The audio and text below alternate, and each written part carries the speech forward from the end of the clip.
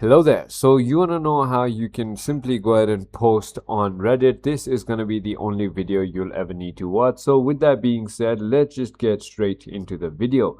First things first, all you need to do is make sure that you are logged in into your Reddit account. If you haven't already seen the video where I taught how to make a Reddit account, you can simply go ahead and watch that back and come back to this one.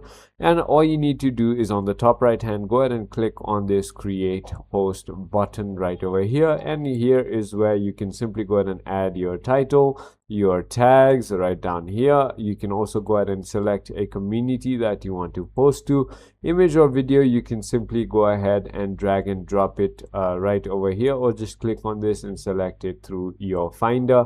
And if you want to go ahead and post links, you can simply go ahead and post that as well, and polls will be unlocked in the future as well.